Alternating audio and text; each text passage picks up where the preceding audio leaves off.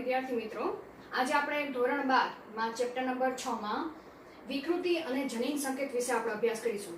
હવે વિકૃતિ શું છે એ આપણે ચેપ્ટર નંબર 5 માં એટલે કે આનુવંશિકતા અને ભિન્નતાના સિદ્ધાંતમાં આપણે વિકૃતિ એટલે શું ચર્ચા કરી ગયા હતા. બરાબર, અહીં આપણે સેમ એક ચર્ચા કરવાની છે.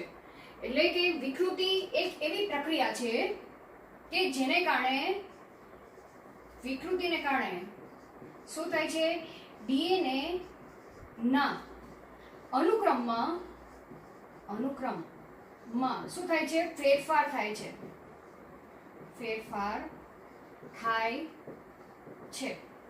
એટલે કે ડીએનએ ના અનુક્રમમાં એટલે શું કે ડીએનએ શેનું બનેલું છે, ન્યુક્લિયોટાઇડનું બનેલું છે. અને જો કોઈ ન્યુક્લિયોટાઇડ શું કહેવા માંગે છે કે ન્યુક્લિયોટાઇડનું લોપ થાય અથવા તો તેનું દ્વિગુણનની પ્રક્રિયા થાય. બરાબર, તો જેને કારણે શું થાય કે જે ન્યુક્લિયોટાઇડનો જે ક્રમ છે એ ક્રમમાં ફેરફાર થશે. ન્યુક્લિયોટાઇડના ક્રમમાં ફેરફાર થશે તો જનીન સ્વરૂપ છે. બરાબર, જનીન પ્રકારમાં ફેરફાર થશે, પ્રકારમાં ફેરફાર સર્જાશે. બરાબર, અને જો જનીન પ્રકારમાં ફેરફાર થાય તો તેને કારણે તેમાંથી જે ઉત્પન્ન થતી એમઆરએનએ શૃંખલા છે એ એમઆરએનએ શૃંખલા પણ શું થશે, અલગ બનશે. બરાબર, અને એ એમઆરએનએ માંથી જે એકચ્યુઅલમાં જે પ્રોટીન બનવું જોઈએ એ પ્રોટીન કરતાં વિરુદ્ધ પ્રકારનું પ્રોટીન જ બને છે. બરાબર, તો આપણે શું કહી શકીએ કે જનીન પ્રકારમાં ફેરફાર સર્જાય તો તેને કારણે સ્વરૂપ પ્રકારમાં પણ શું થાય છે, ફેરફાર સર્જાય છે. ખ્યાલ આવી ગયો, ફેરફાર સર્જાય છે. સ્વરૂપ પ્રકાર એટલે આપણે કહી શકીએ કે પ્રોટીનમાં ફેરફાર સર્જાય. બરાબર, આ પણ આપણે કહી શકીએ સ્વરૂપ પ્રકાર શેના આધારે નક્કી કરવામાં આવે છે, પ્રોટીન કેવું બને છે તેને આધારે તેના લક્ષણો અભિવ્યક્ત થતા જોવા મળે છે. હવે વાત આવી કે વિકૃતિ શેને કારણે થાય છે એ બધું આપણે 5મા ચેપ્ટરમાં થોડી ઘણી આપણે ચર્ચા કરી ગયા કે રાસાયણિક વિકૃતિ, રસાયણોને કારણે વિકૃતિ સર્જાય છે. અમુક પ્રકારની વિકૃતિ એ યુવી કિરણોને કારણે પણ ડીએનએ ના અનુક્રમમાં ફેરફાર સર્જાવાની સંભાવના રહે છે. ઘણી વખત આ તમે સાંભળેલું હોય કે યુવી કિરણોના સંપર્કમાં ન આવવું જોઈએ, જેને કારણે કેન્સર થવાની પણ શક્યતા રહે. તો મૂળ તો શું કે જે કિરણો છે એ કિરણો પણ શું કરે છે, ડીએનએ ના અનુક્રમમાં પણ ફેરફાર કરે છે, જેને આપણે વિકૃતિ કહીએ છીએ. બરાબર, તો એ બધી અત્યારે આપણે ચર્ચાની જરૂર નથી, પણ આપણે આગળની જે ચર્ચા કરી જાય કે વિકૃતિ બે પ્રકારની સર્જાઈ શકે છે. જનીનિક વિકૃતિ અને રંગસૂત્રીય વિકૃતિ. બરાબર, શું કહેવા માંગે છે, રંગસૂત્રીય વિકૃતિ. હવે તમને ખ્યાલ જ છે કે જનીન એ શું છે, જનીન એ ડીએનએ નો કોઈ ટુકડો છે કે ડીએનએ નો કોઈ ખંડ છે. બરાબર, કે જે કોઈ ચોક્કસ પ્રકારના પ્રોટીનનું નિયંત્રણ કરતો ભાગ છે, ડીએનએ નો ખંડ. બરાબર, અને એ ભાગને કેવો ભાગ કહેવામાં આવે છે, ક્રિયાશીલ ભાગ પણ ફંક્શનલ ભાગ તરીકે પણ કહેવામાં આવે છે. બરાબર, અને રંગસૂત્રીય વિકૃતિ એ શેના કારણે સર્જાય છે કે તમને આપણે 5મા ચેપ્ટરમાં ચર્ચા કરી ગયા છીએ કે રંગસૂત્ર હોય તો રંગસૂત્ર ઉપર રંગસૂત્ર એ બીજું કાંઈ નથી પણ શું છે, ડીએનએ જ છે. પણ ભાજના અવસ્થા દરમિયાન તે આ રીતે ડીએનએ આ સ્વરૂપમાં ગોઠવાઈ જાય છે તો આપણે તેને શું નામ આપીશું, રંગસૂત્ર.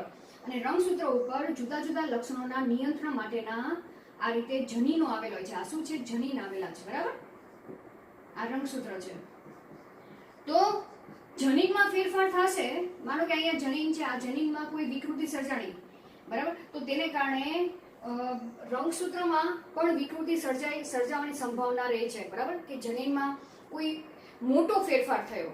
બરાબર, તો તેને કારણે જે જનીન છે એ જનીન માંથી કાં તો પ્રોટીન બનવાની સંભાવના પણ હોઈ શકે અથવા પ્રોટીન ન પણ બને. બરાબર, તો અહીંયા વિકૃતિ એ સારા પર્પઝ માટે પણ ઉપયોગી છે.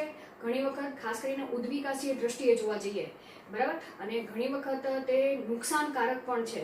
તો અહીંયા જોવા જઈએ તો રંગસૂત્રીય વિકૃતિ એ કેવી છે, અસાધારણ વિકૃતિ કહેવામાં આવે છે. અસાધારણ વિકૃતિ કે જો આખા રંગસૂત્રમાં વિકૃતિ સર્જાય તો શું થાય કે એની ઉપર રહેલા જે જનીનો છે, જનીનોના પ્રકારમાં પણ ફેરફાર સર્જાઈ શકે અને તેને કારણે ઘણી બધી બીમારીઓ થઈ શકે છે. અને હવે આ જે રંગસૂત્રીય વિકૃતિ છે એ રંગસૂત્રીય વિકૃતિ એ ડીએનએ ના ખંડમાં, બરાબર, ડીએનએ ના ખંડમાં એટલે કે જનીનમાં એમ સમજી લો, શું થાય, લોપ થાય અથવા તો વિકૃતિ, લોપ થાય અથવા તો દ્વિગુણનની પ્રક્રિયા થાય. દ્વિગુણનની ક્રિયા થાય, બરાબર. તો તેને કારણે શું થાય, તેને કારણે રંગસૂત્રમાં શું થશે, રંગસૂત્રોમાં ફેરફાર સર્જાય, બરાબર, ફેરફાર સર્જાય છે, બરાબર. અને આ ફેરફાર કેવા હોય છે, અસાધારણ હોય છે.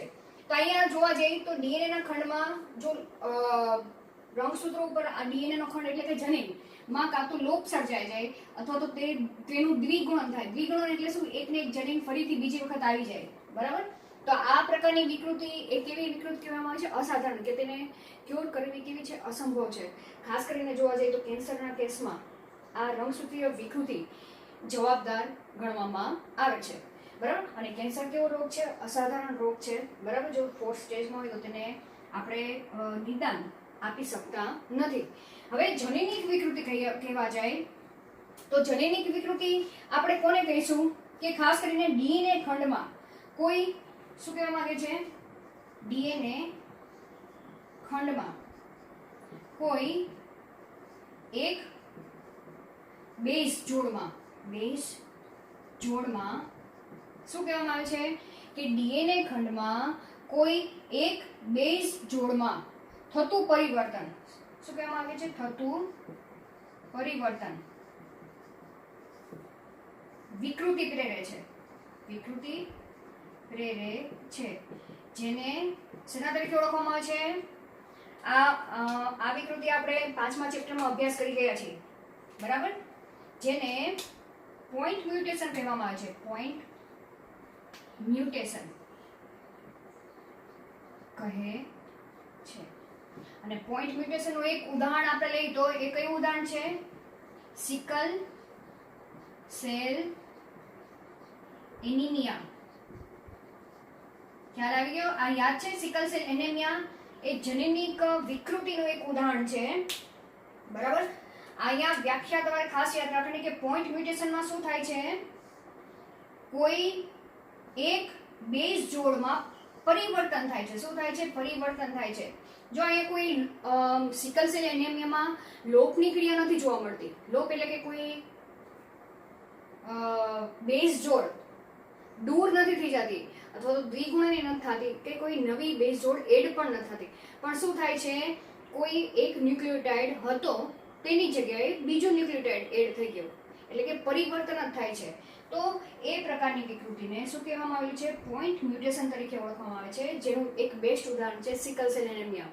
તો આપણે એક વખત રિવાઇઝ કરી નાખી કે સિકલ સેલ એનિમિયા 5મા ચેપ્ટરમાં આપણે અભ્યાસ કરી ગયા, તેમાં શું જોવા મળ્યું હતું કે સિકલ સેલ એનિમિયા શેને કારણે થાય છે, તો જે હિમોગ્લોબિન, બરાબર, આપણે સિકલ સેલ એનિમિયા લખી છીએ, સિકલ સેલ એનિમિયા. તેમાં શું થાય છે, હિમોગ્લોબિન શેનું બનેલું છે, 2 આલ્ફા શૃંખલા અને 2 બીટા શૃંખલા, બરાબર, તમને ખબર જ છે. તો જે બીટા શૃંખલા છે, બરાબર, બીટા શૃંખલા ના છઠ્ઠા ક્રમમાં શું કહેવા માંગે છે, છઠ્ઠા ક્રમમાં જે ગ્લુટામિક એસિડ ના સ્થાને વેલિનિન એમિનો એસિડ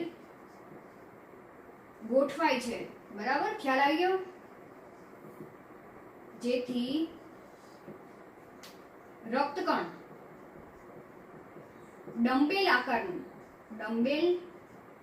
આકારની બદલીમાં આકારની બદલીમાં કેવું જોવા મળે છે? સિકલ શેપનું જોવા મળે છે, એટલે કે દંડાણું, સોરી, દાંતરડા આકારનું, દાંતરડા આકારનું જોવા મળે છે. બરાબર. તો આટલી માહિતી તમને યાદ હોવી જોઈએ કે સિકલ સેલ એનિમિયા શેને કારણે થાય છે? હિમોગ્લોબિન રક્તકણને લગતો અહીંયા રોગ જોવા મળે છે કે રક્તકણ અહીંયા શું થાય છે? રક્તકણનો નાશ થાય છે. હવે કઈ રીતે નાશ થાય છે? કારણ કે હિમોગ્લોબિનની જે બીટા શૃંખલા છે તેના છઠ્ઠા ક્રમમાં ગ્લુટામિક એસિડ આવવું જોઈએ, પણ તેના સ્થાને વેલિનિન એમિનો એસિડ ગોઠવાઈ જાય છે. બરાબર. જેને કારણે રક્તકણ આ રીતે દંડાણુ આકારની જગ્યાએ શેમાં રૂપાંતર પામે છે? દાંતરડા આકારનો રૂપાંતર પામે છે રક્તકણ. બરાબર. અને જેને કારણે તેની ઓક્સિજન સાથે જોડાવાની ક્ષમતા કેવી થઈ જાય છે? ઓછી થઈ જાય છે. અને જે રુધિર વાહિની હોય છે એ રુધિર વાહિનીમાં બધા જ રક્તકણો એક જગ્યાએ જમા થાય છે, વચ્ચે ગોઠવાઈ જાય છે. રુધિરનું વહન શું થાય છે? અટકી જાય છે અને ધીમે ધીમે એ રક્તકણનો નાશ થતો જાય છે. તો શરીરમાં ઓક્સિજનની અછત ઊભી થાય છે. ઓક્સિજનની અછત ઊભી થાય છે તો જેને કારણે શરીરમાં કળતર, નબળાઈ જેવી અસરો ઊભી થશે. બરાબર. અને જેને આપણે અનેમિયા કહીએ છીએ. અને ખાસ કરીને જોવા જઈએ તો સિકલ સેલ એનિમિયા ધરાવતા વ્યક્તિને દર અમુક ટાઈમ ડ્યુરેશને રુધિર ચડાવવાની જરૂર પડે છે. તો અહીંયા તો આપણે એટલી બધી જરૂર નથી, પણ આપણે જનીનિક વિકૃતિ સમજવી છે તો કઈ રીતે ગ્લુટામિક એસિડ છઠ્ઠા ક્રમના સ્થાને ગ્લુટામિક એસિડની જગ્યાએ વેલિનિન કઈ રીતે ગોઠવાયેલું? તો તે એમિનો એસિડ માટે જવાબદાર જે એમઆરએનએ ની શૃંખલા છે. બરાબર. આ યાદ રાખજો કે સિકલ સેલ એનિમિયામાં જે છઠ્ઠા એમઆરએનએ ની શૃંખલામાં જોવા જઈએ તો આગળ જે ન્યુક્લિયોટાઇડ એ આપણે લખતા નથી, પણ ગ્લુટામિક એસિડ માટે જવાબદાર ન્યુક્લિયોટાઇડ GAG હોવો જોઈએ. બરાબર. પરંતુ તેની જગ્યાએ સિકલ સેલ એનિમિયા ધરાવતી વ્યક્તિમાં, બરાબર, સિકલ સેલ ધરાવતી વ્યક્તિમાં, બરાબર, હું અહીંયા લખું છું એટલે તમને દેખાય. બરાબર. સિકલ સેલ એનિમિયા ધરાવતી વ્યક્તિમાં જે એમઆરએનએ છે એ એમઆરએનએ ની શૃંખલામાં ન્યુક્લિયોટાઇડ આગળના નથી લખતી, પણ GAG ની જગ્યાએ GUG જોવા મળે છે. શું જોવા મળે છે? GAG ની જગ્યાએ GUG. એટલે કે અહીંયા એડેનિન છે એ એડેનિન ની જગ્યાએ કયો ન્યુક્લિયોટાઇડ પરિવર્તન થઈ ગયો? યુરેસિલ આવી ગયો છે. બરાબર. આ શેના માટે છે? ગ્લુટામિક એસિડ માટે છે. ખ્યાલ આવી ગયો?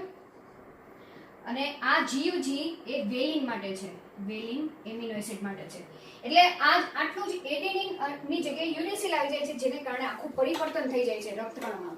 બરાબર. તો અહીંયા આપણે જનીનિક વિકૃતિ વિશે આપણે ચર્ચા કરી ગયા. હવે પોઈન્ટ મ્યુટેશન વિશે ચર્ચા કરી ગયા. હવે તેના સિવાય ડીએનએ ખંડમાં લોપની પ્રક્રિયા થાય અને ખાસ કરીને જોવા જઈએ તો ન્યુક્લિયોટાઇડ ઉમેરાવાની પ્રક્રિયા થાય, તો જેને કારણે જે ડીએનએ ખંડ છે એટલે કે જે જનીન છે એ જનીનમાં ફ્રેમ શિફ્ટ મ્યુટેશન જોવા મળે છે. તો આપણે પોઈન્ટ મ્યુટેશન વિશે ચર્ચા કરી ગયા.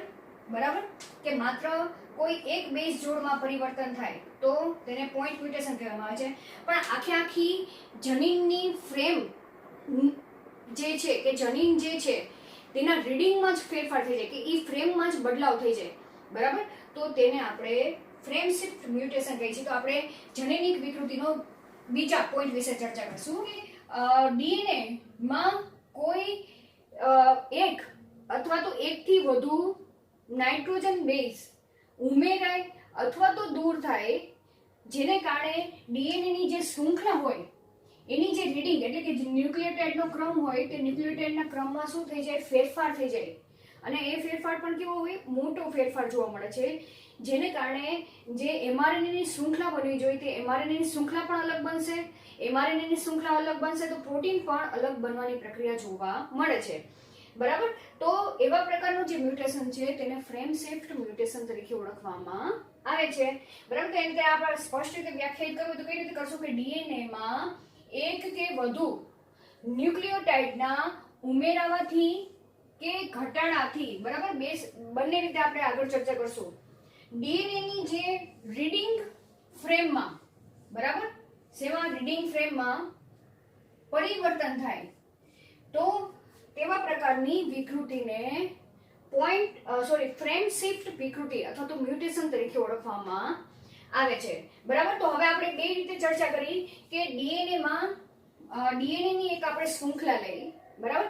હવે ડીએનએ ની શૃંખલા તરીકે મેં કઈ શૃંખલા લીધી છે અહીંયા આપણે એનસીઈઆરટી બુક પ્રમાણે રામ હેઝ રેડ કેપ એ ડીએનએ ની એક શૃંખલા લીધી છે.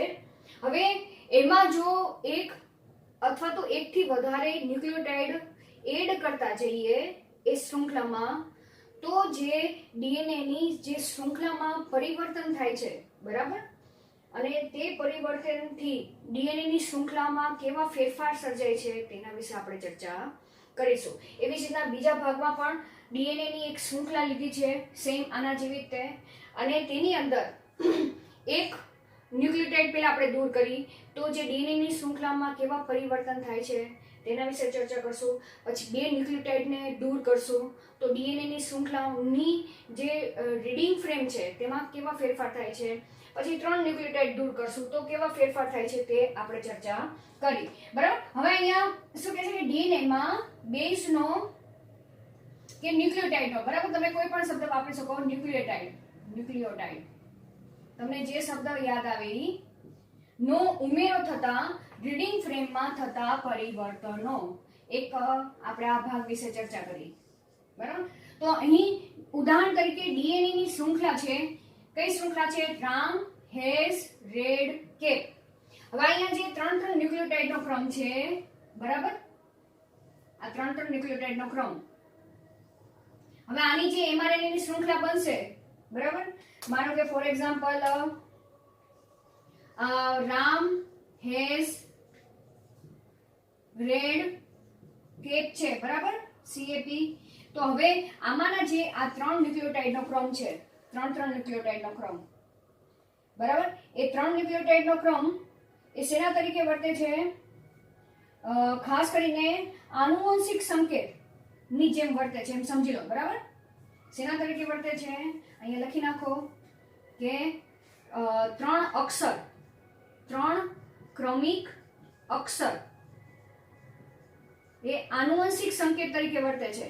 આનુવંશિક સંકેત તરીકે છે તેવી રીતે લેવાના છે, બરાબર, તરીકે છે એમ સમજી લો તમે. બરાબર.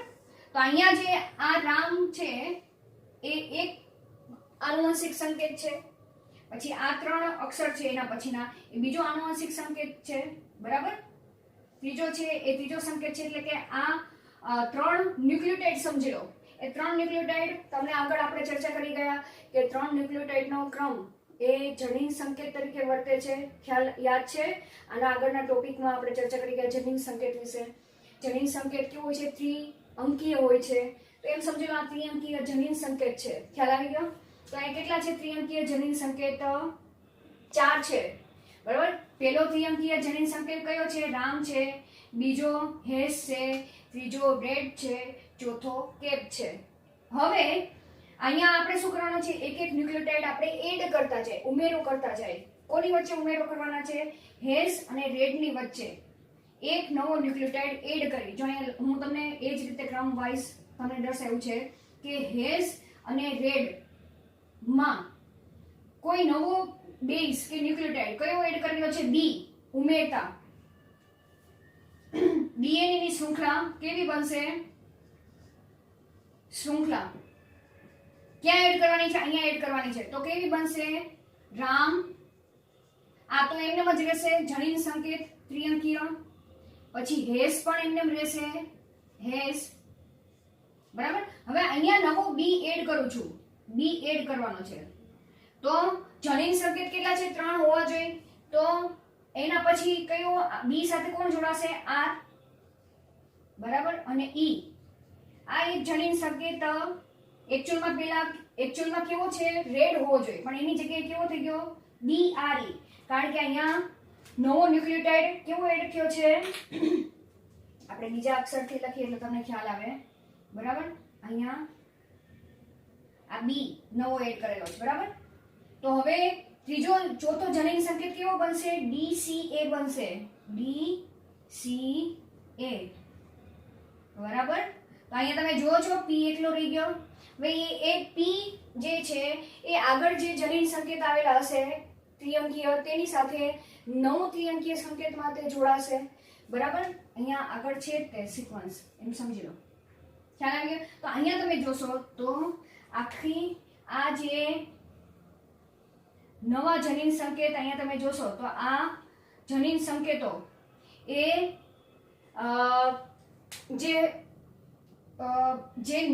ડીએનએ ની શૃંખલા હતી તેના કરતા વિરુદ્ધ પ્રકારની તે રીડિંગ ફ્રેમ તૈયાર થઈ છે. દેખાય છે? આવી હોવી જોઈએ, રેડ કેપ હોવી જોઈએ, તેની જગ્યાએ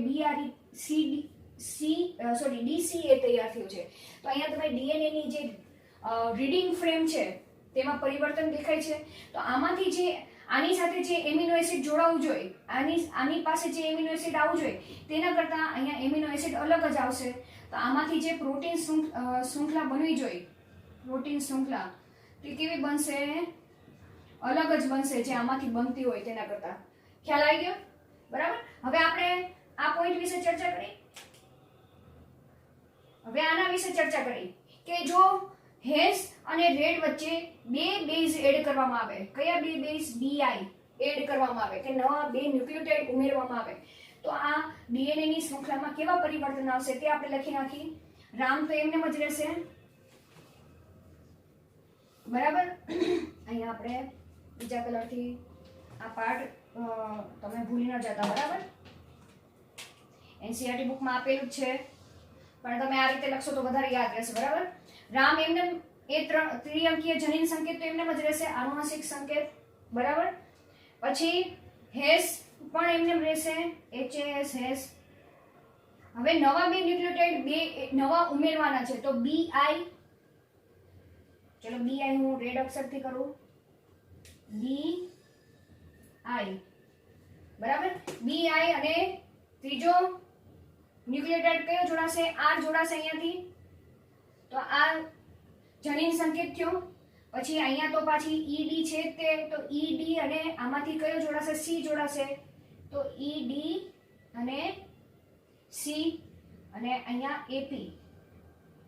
તો અહીંયા તમે જોશો આ જનીન સંકેત, તો આ જનીન સંકેત અહીંયા અને આ છે તે આના કરતા કેવો અલગ જ જોવા મળે છે જનીન સંકેત. તો અહીંયા જે એમિનો એસિડ આવશે તે એમિનો એસિડ આના કરતા કેવો જશે? અલગ જ પ્રકારના બનશે. ખ્યાલ આવી ગયો? તો અહીંયા પણ જો રીડિંગ ફ્રેમ, ડીએનએ ની જે ફ્રેમ છે એ ફ્રેમ, ડીએનએ ની જે રીડિંગ ફ્રેમ છે આ હોવી જોઈએ, આરડી હોવી જોઈએ, એની જગ્યાએ BIR આવી ગયું છે. તો રીડિંગ ફ્રેમમાં પરિવર્તન દેખાય છે. એ પરિવર્તનને કારણે જે mRNA ની શૃંખલા બનશે એ પણ અલગ જ બનશે, બરાબર. અને એની સાથે જે એમિનો એસિડ જોડાવા જોઈએ, બરાબર. અહીંયા માનો કે એ વેલિન છે, વેલેનિન માટે, તો અહીંયા વેલેનિન એમિનો એસિડ આવશે નહીં. ખ્યાલ આવી ગયો? બરાબર. તો અહીંયા પણ પ્રોટીન કંઈક અલગ જ બનશે, બરાબર. એવી જ રીતના અહીંયા આપણે હવે આની વિશે ચર્ચા કરી કે નવા 3 બેઝ ઉમેરી તો ડીએનએ ની શૃંખલામાં કયો પરિવર્તન આવે? તો સેમ આમાં હેઝ અને રેડ વચ્ચે 3 ન્યુક્લિયોટાઇડ આપણે એડ કરી નાખી, બરાબર. તો કેવું બનશે? રામ એમને રહેશે, હેઝ એમને આવશે, બરાબર. ત્રિઅંકીય જનીન સંકેત. હવે નવા 3 ઉમેરવાના છે, તો નવા 3 ઉમેરાશે આ રીતે BIG,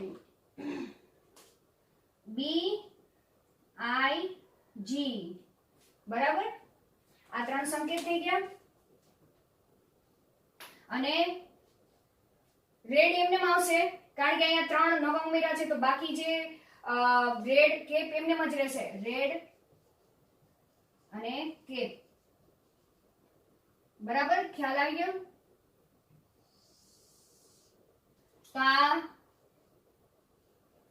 તો અહીંયા તમે જોશો કે આપણે કેટલી ચર્ચા કરી. આ એક ન્યુક્લિયોટાઇડ એડ કરી તો તેની ડીએનએ ની રીડિંગ ફ્રેમમાં કયું પરિવર્તન આવે છે તે આપણે અહીંયા લખી નાખ્યું. બરાબર. 2 ન્યુક્લિયોટાઇડ એડ કરી તો ડીએનએ ની જે ફ્રેમ રીડિંગ છે તેમાં કયું પરિવર્તન આવશે તે આપણે જોઈ ગયા. તો આખું પ્રોટીન જ અલગ બનશે. બરાબર. અને જો 3 ન્યુક્લિયોટાઇડ એડ કરી તો જે રીડિંગ ફ્રેમ છે, ડીએનએ ની રીડિંગ ફ્રેમ છે, એ જ્યાં નવા 3 ન્યુક્લિયોટાઇડ એડ થયા છે તેના પછીની જે રીડિંગ ફ્રેમ છે તે એમને એમ જોવા મળી. દેખાય છે? Same Ram has red cap, Ram has red cap. માત્ર ફેર એટલો છે કે 3 ન્યુક્લિયોટાઇડ ક્યાંક હેઝ અને રેડ ની વચ્ચે 3 ન્યુક્લિયોટાઇડ જનીન સંકેત તરીકે વધારાના એડ થયા છે. બરાબર. તો અહીંયા આપણે એક પોઈન્ટ લખી નાખી કે જો 1 અને 2, બરાબર, એ લખી નાખી. જો 1 અને 2 ન્યુક્લિયોટાઇડ ઉમેરવામાં આવે તો શું થાય છે?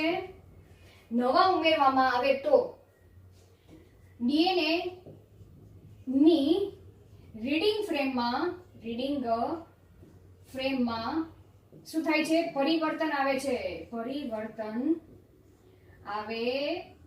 છે. ક્યારે? જો 1 અને 2 ન્યુક્લિયોટાઇડ ઉમેરવામાં આવે તો. બરાબર. આ કે પેલો કેસ અને આ બીજા કેસની વાત કરી છે. બરાબર. પણ જો 3 ન્યુક્લિયોટાઇડ, હવે શું કહે છે કે 3 ન્યુક્લિયોટાઇડ ઉમેરવામાં આવે તો શું થાય છે? નવા ઉમેરવામાં આવે તો આ સ્થાનથી જે સ્થાને ન્યુક્લિયોટાઇડ એ સ્થાન એટલે જ્યાં ઉમેરાણા છે તે સ્થાન પછી ની ફ્રેમમાં પરિવર્તન આવતું નથી. ખ્યાલ આવી ગયો? પરિવર્તન આવતું નથી. બરાબર. આ બે યાદ રાખજો. જો અહીંયા 3 ન્યુક્લિયોટાઇડ એડ કર્યા છે તો જ્યાં એડ થયા છે, બરાબર, એના પછીની જે ડીએનએ ની રીડિંગ ફ્રેમમાં કોઈ પરિવર્તન નથી આવતું. જે છે એમનેમ જ રહેશે. બરાબર. તો માત્ર પરિવર્તન ક્યારે આવે છે? જો 1 અને 2 ન્યુક્લિયોટાઇડ નવા ઉમેરવામાં આવે તો ડીએનએ ની રીડિંગ ફ્રેમમાં પરિવર્તન આવે છે. બરાબર. અને આ રચનાથી જેને કારણે ઘણા નવા એમિનો એસિડ, એટલે અહીંયા તમે જોશો તો અહીંયા કેટલા એમિનો એસિડ નવા એડ જે ડીએનએ ની જે શૃંખલા હતી એ 4 એમિનો એસિડ માટેના જનીન સંકેત દર્શાવ્યા છે. બરાબર. પણ જો 3 નવા ન્યુક્લિયોટાઇડ એડ કર્યા છે તો કેટલા જનીન સંકેત બન્યા? અહીંયા 4 હતા, પણ અહીંયા કેટલા બની ગયા? 1 2 3 4 5. અહીંયા હતા કેટલા? 1 2 3 4 જ હતા. તો એક નવો જનીન સંકેત ઉમેરાણો છે. તો એક નવો એમિનો એસિડ પ્રોટીનની અંદર વધારે ઉમેરાશે. ખ્યાલ આવી ગયો? બરાબર. આ કેસમાં પ્રોટીનમાં કયા કેસમાં આની વાત કરી છે? બરાબર. પ્રોટીનમાં નવા એમિનો એસિડ જોવા મળશે. એમિનો એસિડ જોવા મળે છે. બરાબર. જે પ્રોટીન જે આમાંથી બને છે તેના કરતા આમાંથી જે પ્રોટીન બને છે એ પ્રોટીનમાં નવા એમિનો એસિડની હાજરી જોવા મળે છે તે દર્શાવે છે. તો અહીં આપણે આ ડીએનએ ની જે રીડિંગ ફ્રેમ છે તેમાં જો ન્યુક્લિયોટાઇડનો ઉમેરો કરવામાં આવે તો કયા પરિવર્તન આવે છે તે આપણે ચર્ચા કરી ગયા. હવે આપણે બીજો પોઈન્ટ ચર્ચા કરી કે ડીએનએ ની જે ફ્રેમ છે તેમાં કોઈ બેઝ દૂર કરવામાં આવે અથવા તો શું કરવામાં આવે? લોક કરવામાં આવે તો તેની રીડિંગ ફ્રેમમાં થતા પરિવર્તન વિશે આપણે ચર્ચા કરી છે. બરાબર. શું કરવાનું છે? હવે દૂર કરવાનું છે. તો ડીએનએ ની શૃંખલાએ શું લીધી છે? Ram has red cap. અહીંયા જે 3 ન્યુક્લિયોટાઇડ નો ક્રમ છે એ આનુવંશિક સંકેત તરીકે જે વર્તે છે, બરાબર. રામ આ એમ સમજો 3 ન્યુક્લિયોટાઇડ નો ક્રમ છે તે આનુવંશિક જનીન સંકેત છે, સેમ આની જેમ જ તે, બરાબર, જે ચોક્કસ એમિનો એસિડ માટે મહત્વનો ભાગ ભજવે છે. હવે અહીંયા આ જે રેડ છે, માનો કે આ ત્રિઅંકીય જનીન સંકેત છે, તેમાંથી એક એક ન્યુક્લિયોટાઇડ આપણે દૂર કરતા જાય તો ડીએનએ ની જે શૃંખલા છે તેની રીડિંગ ફ્રેમમાં શું ફેરફાર થાય છે તે આપણે જોઈએ. તો માનો કે એક બેઝ આર નો લોપ થતા તો શૃંખલા કઈ બનશે? રામ એમને જ રહેશે, હેસ. હવે અહીંયાથી આ એક દૂર કરવાનો છે, બરાબર. તો બાકી કયો વધ્યો? ઈડી વધ્યો, ઈડી. અને 3 ન્યુક્લિયોટાઇડ નો ક્રમ આનુવંશિક સંકેત તરીકે છે, તો ઈડી. પછી આમાંથી શું આપણે સી લઈ તો આ બનશે, અને બાકી શું વધ્યું? એપી. ખ્યાલ આવી ગયો? તો અહીંયા તમે જોશો ડીએનએ ની જે શૃંખલા હતી તેની રીડિંગ ફ્રેમમાં પરિવર્તન થઈ ગયું, બરાબર.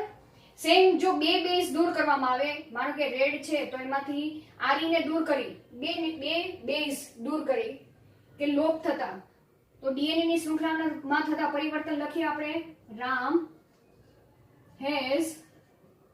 આરઈ કાઢી નાખી તો બાકી શું વધ્યું? ડી સી એ. તો આ જનીન સંકેત, આ આનુવંશિક સંકેત, આ પણ આનુવંશિક સંકેત, બાકી કયું વધ્યું? પી વધ્યો. ખ્યાલ આવી ગયો? હવે 3 બેઝ જો દૂર થઈ જાય એટલે કે આખો જનીન સંકેત જ દૂર થઈ જાય મ્યુટેશનને કારણે, તો શું થાય? ડીએનએ ની ફ્રેમ આપણે લખી નાખી, રામ હેઝ, બરાબર. રેડ નીકળી ગયું, બાકી શું વધ્યું? કેપ, બરાબર. ખ્યાલ આવી ગયો? તો અહીંયા તમે જોશો કે ડીએનએ ની જે શૃંખલા છે તેમાં પરિવર્તન, તો આ બંનેમાં પણ આપણે લખી શકીએ કે જો ડીએનએ ની શૃંખલામાં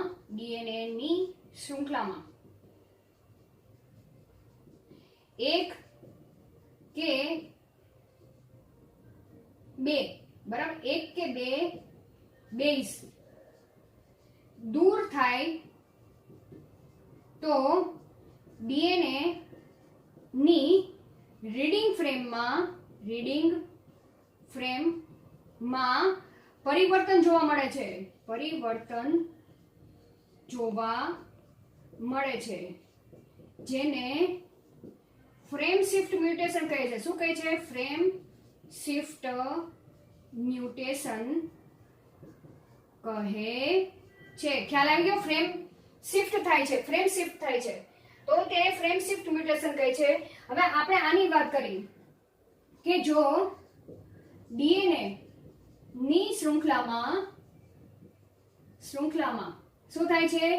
3 ન્યુક્લિયોટાઇડ શું થાય? દૂર કરવામાં આવે કે લોપ કરવામાં આવે તો શું થાય છે? સેમ આની જેમ જ કે નવો અહીંયા 3 ન્યુક્લિયોટાઇડ ઉમેરવામાં આવે તો એ સ્થાન પછીની ફ્રેમમાં પરિવર્તન આવતું નથી. તો સેમ અહીંયા 3 ન્યુક્લિયોટાઇડ નો લોપ થાય તો જે જગ્યાએ લોપ થાય છે, માનો કે અહીંયા લોપ થઈ ગયું, બરાબર, તો તે સ્થાન પછી ના ફ્રેમમાં કોઈ પરિવર્તન આવતું નથી, બરાબર. તો તે સ્થાન પછીની ફ્રેમમાં પરિવર્તન આવતું નથી. આ યાદ રાખવાનું, બરાબર. આ બંનેમાં આ બંનેના પોઈન્ટ યાદ રાખવાના છે. 3 ન્યુક્લિયોટાઇડ ઉમેરાય તો જે સ્થાન ઉમેરાય છે તેના પછીની ડીએનએ ની ફ્રેમમાં કોઈ પરિવર્તન નથી આવતું, અને જો 3 ન્યુક્લિયોટાઇડ લોપ થાય તો જે જગ્યાએથી લોપ થયું છે તેના પછીની જે ડીએનએ ની શૃંખલા છે તેમાં કોઈ પરિવર્તન નથી આવતું. અહીંયા તમને દેખાય છે રામ હેઝ રેડ કેપ. તો અહીંયા શું થઈ ગયું? 3 ન્યુક્લિયોટાઇડ લોપ થઈ ગયા છે તો રામ હેઝ કેપ, બરાબર. તો રીડિંગ ફ્રેમમાં કોઈ ફેરફાર થતું નથી. પરંતુ શું થાય છે? અહીંયા આપણે લખી શકીએ જે પ્રોટીન બને છે તે પ્રોટીનમાં એમિનો એસિડનું શું થાય છે? એમિનો એસિડ ઓછા જોવા મળે છે, ઓછું હોય છે, બરાબર. અહીંયા દેખાય છે આ રેડ આનુવંશિક જનીન જે એમિનો એસિડ માટે છે, પણ એ રેડ જ દૂર થઈ ગયું છે, તો એ એમિનો એસિડ પ્રોટીનમાં જોવા નહીં મળે, બરાબર. જ્યારે અહીંયા નવું ઉમેરાણું છે તો એનું એમિનો એસિડ પ્રોટીનમાં એક વધારાનું જોવા મળશે. તો એટલું યાદ રાખવાનું કે 3 ન્યુક્લિયોટાઇડ ઉમેરાય તો પ્રોટીનની અંદર એમિનો એસિડ વધારે નવા જોવા મળે, બરાબર. અને જો 3 ન્યુક્લિયોટાઇડનો લોપ થાય તો તે આનુવંશિક જનીનમાંથી બનતા પ્રોટીનમાં એમિનો એસિડનો તેટલા એમિનો એસિડ કેટલા જોવા મળે છે? ઓછા જોવા મળે છે. તો આપણે આ ફ્રેમ શિફ્ટ મ્યુટેશન વિશે ચર્ચા કરી ગયા, બરાબર. આ ટોપિક નો વિડીયો તમે જુઓ ત્યારે તેની સાથે બુક પણ રાખો, બરાબર. ત્યાં સળંગ લખેલું છે પણ મેં તમને બંને પોઈન્ટ અલગ રીતે સમજાવવાનો પ્રયત્ન કરેલો છે, બરાબર. આખો વિડીયો જોજો, તમને બરાબર વ્યવસ્થિત સમજાઈ જશે. તો અહીં આપણે વિકૃતિનો પોઈન્ટ પૂરો કરી છે. આ પ્રશ્ન પણ આગળની પરીક્ષામાં પૂછાઈ પણ ગયો છે, બરાબર. વ્યવસ્થિત સમજો તો તમે તમારી ભાષામાં પણ લખી શકશો. Okay, thank you.